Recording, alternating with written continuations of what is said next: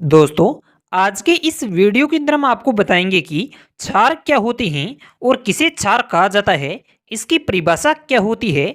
साथ ही हम क्षार की विशेषताओं के बारे में भी आपको बताने वाले हैं। तो इसके अलावा दोस्तों, आपको क्षार के उदाहरण के माध्यम से समझाएंगे कि क्षार क्या होता है। कहने का मतलब है कि क्षार के बारे में आपको अच्छी तरह से समझा देंगे।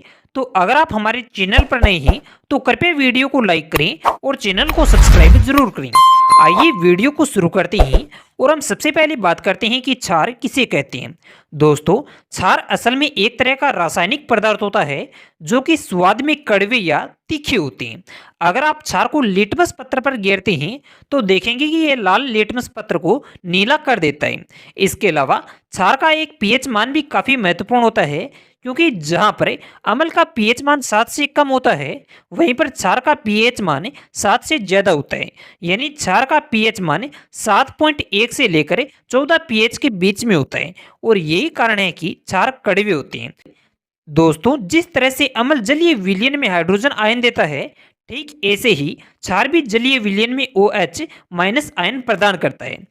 वैसे क्षार को छूने पर भी पता लगाया जा सकता है। दरअसल क्षार के अंदर कुछ ऐसे गुण होते हैं जिनके कारण से यह हमें छूने में काफी चिकना लगता है। इसके अलावा क्षार की अम्ल और धातु के साथ क्रिया होती है और दोनों के साथ क्रिया होने पर अलग अलग तरह के परिणाम देखे जा सकते हैं।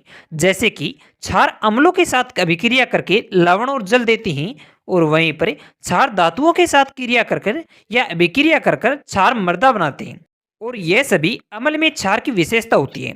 इसके अलावा दोस्तों, अगर हम बात करते हैं कि क्षार की विशेषताएं क्या होती है तो वह कुछ ऐसी हैं। नंबर 1, क्षार कड़वे होते हैं। नंबर 2, लाल लिटमस पत्र को नीला कर देती है। नंबर 3, क्षारों के घुलने पर साबुन जैसे चिकना होते हैं।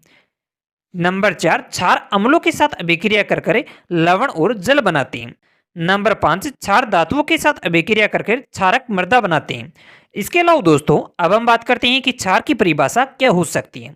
क्योंकि अब आपने क्षार के बारे में तो जान ही लिया है, मगर अब आपको यह भी आना चाहिए कि क्षार की परिभाषा क्या होती है। अगर आपको परिभाषा के बारे में नहीं पता है तो वह कुछ ऐसे हैं।